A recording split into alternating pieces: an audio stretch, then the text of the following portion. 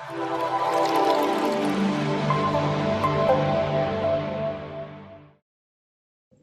Students, कैसे हैं आप सब। उम्मीद करती हूँ आप सभी स्वस्थ होंगे और सुरक्षित होंगे अपने घरों में। आज एक बार फिर से आपका स्वागत है आपके अपने YouTube चैनल पर, जिसका नाम है टीच स्मार्ट। तो स्टूडेंट्स, चलिए बिना देर गवाए शुरुआत करते हैं हमारे आज के इस वीडियो की। और आज की जो वर्कशीट है वो हमने ली है आपके पाठ साथी हाथ बढ़ाना से। जैसा कि आपको पता है ये कविता है, तो चलिए शुरुआत करते हैं। तो वर्कशीट में जो पंक्तियां हैं उसे मैं पढ़ती हूँ। साथी हाथ बढ़ाना, एक अकेला थक जाएगा, मिलकर बोझ उठाना। साथी हाथ बढ़ाना, एक से एक मिले तो कतरा, बन जाता है दरिया। एक से एक मिले तो जर्रा, बन जाता है सहरा। एक से एक मिले तो राई, बन सकती है पर्वत। एक से एक मिले तो इंसान, बस में कर ले किस्मत। साथी हाथ बढ़ाना। इसके भावार्थ, साथी हाथ बढ़ाना जो कविता है ये हमें प्रेरणा देती है कि हमें मिलजुल कर काम करना चाहिए, यानी मिलजुल कर कार्य करने की हमें प्रेरणा देती है। इसी के साथ कविता के माध्यम से जो कवि है वो हमें क्या समझाना चाहते हैं, वो चाहते हैं कि जो ये मनुष्य है अपने परिश्रम के बल पर अपनी किस्मत को बदल सकता है। जैसा कि अगर हम किस्मत करें तो हम जो भी पाना चाहते हैं अपनी ज़िंदगी में हम वो हासिल कर सकते हैं। कठिन से कठिन कार्य को भी इंसान पा सकता है, उस चीज़ को प्राप्त कर सकता है जो वो चाहता है।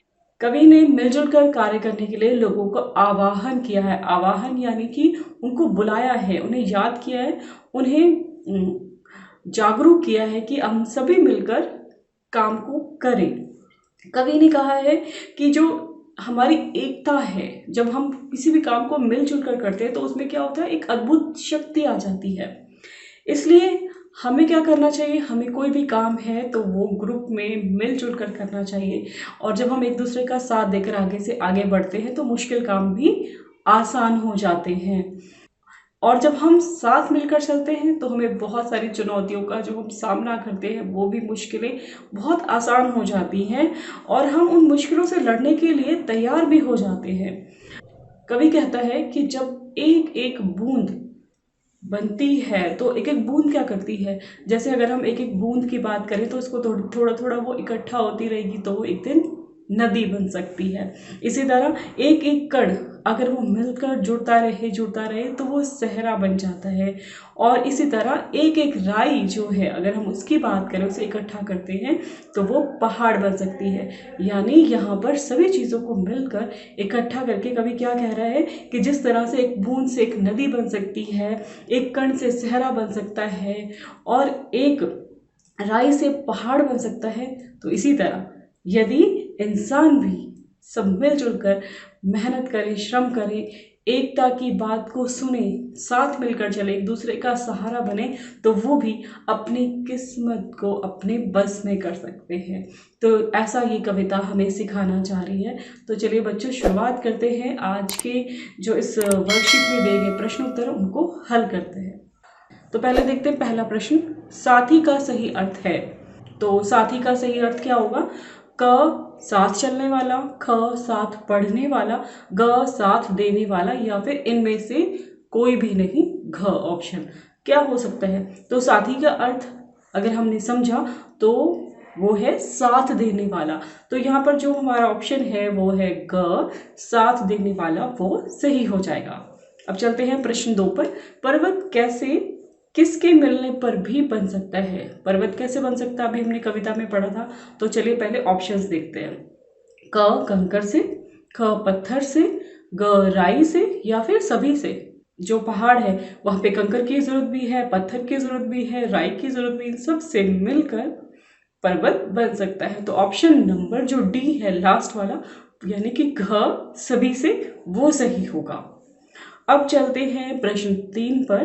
कविता में साथी हाथ बढ़ाना पंक्ति का क्या आशय है। इसमें हमें इसका अर्थ क्या निकल रहा है वो देखना है। पहले देखते हैं ऑप्शंस। क है एक दूसरे से हाथ मिलाना चाहिए, ख एक दूसरे को सहारा देना चाहिए, या फिर ग एक दूसरे पर शक्ति आजमानी चाहिए या फिर घ एक दूसरे पर प्रभाव जमाना चाहिए। तो कविता में साथी हाथ बढ़ाना पंक्ति का आशय क्या होगा? अब हमने कविता पढ़ी, साथी हाथ बढ़ाना, एक अकेला थक जाएगा मिलकर बोझ उठाना, कि सब एक दूसरे का सहारा बनो, साथ दो। तो हमारे उन शब्दों से जो सही मेल खा रहा है वो ऑप्शन है ख, एक दूसरे को सहारा देना चाहिए। तो ख ऑप्शन हमारा सही होगा। अब चलते हैं हम जो आपके पास वर्कशीट पे एक बॉक्स के अंदर आपको सही अर्थ से मिलान की जैसे शब्द दिखाई दे रहे हैं, अब हम इनका सही अर्थ से मिलान करेंगे।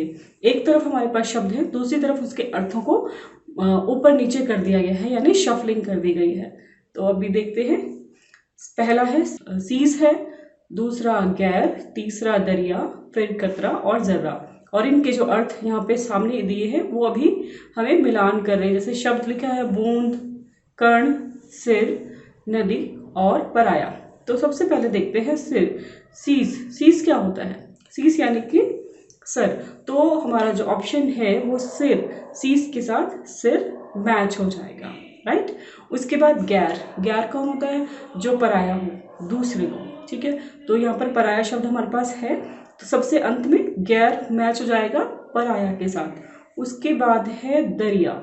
तो हमारा जो दरिया ऑप्शन है उसका सही उत्तर होगा यहाँ पर नदी, जो कि चौथे नंबर पर सामने दिया, तो उसको हम मैच करेंगे, दरिया यानी नदी। कतरा, अब कतरा का ऑप्शन देखेंगे तो ये मैच हो जाएगा बूंद के साथ, कतरा मतलब एक बूंद भी। और फिर हमारा बचता है आखिरी ऑप्शन जो है जर्रा, ये मैच होगा कर्ण के साथ। तो ये हमने सारे मैच द फॉलोइंग कर लिए, यानी हमने सही अर्थ से मिलान कर लिया। तो बच्चों आज की हमारी जो वर्कशीट है यहाँ पर खत्म होती है, फिर मिलेंगे अगली वर्कशीट के साथ। और अगर आप इस चैनल पर नए हैं तो आप इस चैनल को लाइक, शेयर और सब्सक्राइब करना ना भूलें। धन्यवाद।